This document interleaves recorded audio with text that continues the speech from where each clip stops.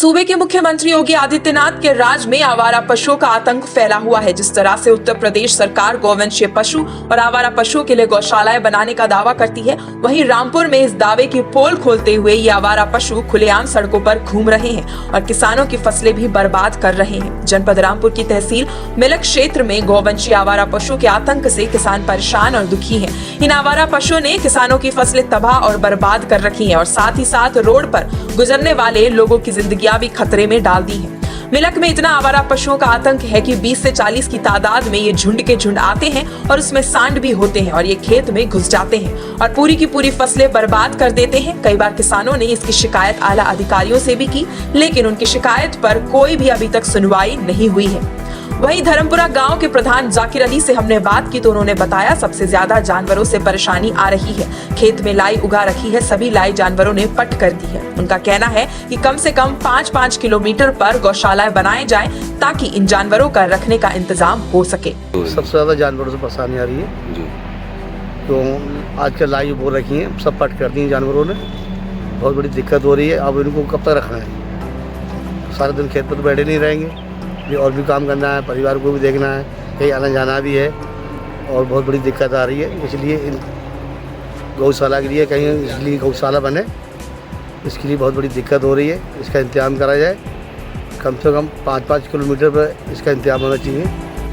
वहीं दूसरे किसान राजू पांडे से हमने बात की तो उन्होंने कहा कि मैं एक छोटा किसान हूं और छोटा किसान होने के नाते सरकार से एक छोटा सा अनुरोध करता हूं कि आवारा पशुओं को जो छोड़ रखा है इनको चिन्हित करके इनको प्रतिबंधित किया जाए, उनको गौशालाओं में रखा जाए। उन्होंने ये भी बताया कि अभी उनके गाँव का एक बच्चा 20 से 25 जानवरों से टकराकर एक्सीडेंट होने के कारण मर गया था।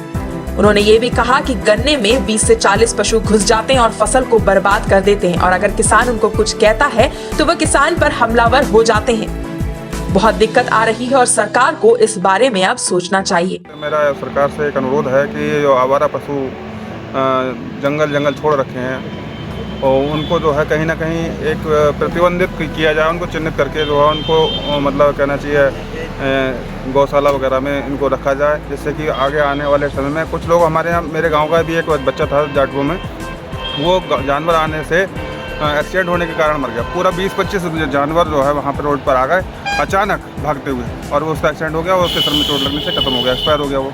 ये आप देख रहे हैं सामने गन्ना है, ये गन्ने में जो है कम से कम 20 से 40-30 जिस तरीके से होते हैं जानवर आके घुस जाते हैं और मारने, कुछ तो ऐसे हैं जो मारने वाले हैं, वो मतलब जंगलों में घूमने वाले जो सदस्य होते हैं, किसान होते हैं, उन पर हमला कर देते हैं। उनको जो है व्यवस्था की जाए गवर्नमेंट के द्वारा कि जिससे सारे जानवर एकत्र करके जो है बंद करके रखे जाएं। वहीं तीसरे किसान राजीव चौधरी का कहना है कि उनके पास 80 बीघे जमीन है और आवारा जानवरों से वह भी बहुत परेशान है क्योंकि उनके खेत में 15 से 20 बीघे में गेहूं लगा है, उसमें 70 से 80 जानवर आकर उसे बर्बाद कर देते हैं। पिछले 2-3 दिन पहले इन जानवरों ने एक किसान को बहुत बुरी तरह से मारा भी था। राजीव चौधरी ने कहा सबसे ज्यादा अगर किसान को कोई दिक्कत है तो इन आवारा पशुओं से है, इसलिए इन आवारा पशुओं को पकड़ा जाए और इन्हें गौशालाओं में रखा जाए। भैया आवारा जानवरों से बहुत ज़्यादा प्रॉब्लम है, बहुत ज़्यादा परेशान है हम लोग। अभी हमारे कम से कम 15-20 बीघा गेहूँ है और उस गेहूँ में एक दिन में आके 70 जानवर घुस जाते हैं और पूरा गेहूँ बर्बाद कर देते हैं। बहुत मुश्किल से हम उन्हें रोक पाते हैं और अगर जानवर वो रोडों पर आ जाए तो रोड जाम कर देते हैं। अभी पिछले 2-3 दिन पहले एक किसान को इन जानवरों ने बहुत मारा है। तो सबसे ज़्यादा अगर किसान को इस टाइम कोई दिक्कत है तो इन आवारा पशुओं से। ऐसा हम ये चाहते हैं सर, इन आवारा पशुओं को पकड़ा जाए, इन्हें कहीं जहाँ कहीं भी गौशाला बनी हुई हो उनमें छोड़ा जाए, इन पर प्रतिबंध हो पूरी तरीके से, नहीं तो किसान बर्बाद हो जाएगा साहब। सारी फसल खा जाते हैं, सारी फसल खा जाते हैं साहब, गन्ना खराब कर देते हैं, गेहूं खा लेते हैं, लाई हमारी सब बर्बाद कर देते हैं और चारे के लिए जो जानवरों के लिए हम बरसीम सेऊ वगैरह बोते हैं ये भी सब खत्म कर देती है। वहीं जिला अधिकारी आंजनेय कुमार सिंह से हमने इन आवारा पशुओं के बारे में बात की तो उन्होंने बताया सूचना मिली थी और वहां पर उप जिलाधिकारी को, बीडीओ को और मुख्य पशु चिकित्सा अधिकारी को कार्रवाई करने को कहा गया है। जिलाधिकारी ने ये भी कहा कि रामपुर में 8 गौशालाएं हैं जो चल रही हैं। नहीं, अभी सूचना आई थी, इसके पहले यहाँ पे चूँकि इस तरीके की शिकायत व्यापक स्तर पर नहीं आती रही है, इधर भी सूचनाएँ आई हैं कुछ एक जगहों के, वहाँ पे संबंधित उप जिलाधिकारी को, बीडीओ को और मुख्य पशु चिकित्सा अधिकारी को इसके बारे में कार्रवाई त्वरित करने को कहा गया है। आज मैंने खुद भी अपनी तरफ से माननीय प्रभारी मंत्री जी की समीक्षा बैठक के दौरान भी मुख्य पशु चिकित्सा अधिकारी को 3 दिन के अंदर मुझे सभी पशुओं को गौशालाओं में वहाँ पे ले जाकर सुनिश्चित करना और उसके बाद रिपोर्ट करने के लिए निर्देश दिए हैं और इसके बाद मैं खुद इसकी समीक्षा करूँगा।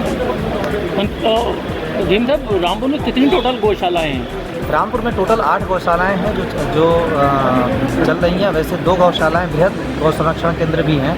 एक कंप्लीट हो चुकी है, उसका हैंडओवर भी हो चुका है किरा में, और एक 90% से अधिक बन चुकी है और बहुत जल्दी उसको भी हैंडओवर कर दिया जाएगा। हम आपको दिखाते हैं, 1 मिनट आइए। ये सर, ये रोड है, इस रोड पे जानवर आ जाते हैं, यहाँ जाम लगा देते हैं और बहुत लोग परेशान होते हैं। कभी कभी पैदल वाले व्यक्तियों को मारने को डट जाते हैं ये जानवर। और उसके बाद सर गन्ने में यहाँ से उतरते हैं और फिर ये गन्ने में बैठते हैं और सब गन्ना बर्बाद कर देते हैं किसानों का, जैसे कुछ भी है। और गन्ना में से निकले फिर रोड पर आ गए। आप देखिए क्या हाल है। ये यहाँ पे आप जूम करके देखिए ज़रा, यहाँ पे कैमरा लगाइए आप। यहाँ पूरा यहीं पे वो लोग बैठते हैं जानवर लोग, और यहाँ से निकल के ये रोड है, इस रोड पे आ जाते हैं अचानक, और स्पीड में गाड़ियाँ आ रही होती हैं, 4 व्हीलर 2 व्हीलर, उसमें जाके एकदम जो है मार देना, उनसे टकरा जाना और हादसे होने के चांस रहते हैं। कई बार बड़े बड़े हादसे हो गए, लोग अपनी जाने गंवा दी। अब देखना ये होगा कि आखिर कब तक ये आवारा पशु किसानों के लिए और आम जनता के लिए परेशानी का कारण बनते रहेंगे। कब इन जानवरों को सुरक्षित रखने के लिए सरकार पुख्ता इंतजाम करेगी। News desk, INN।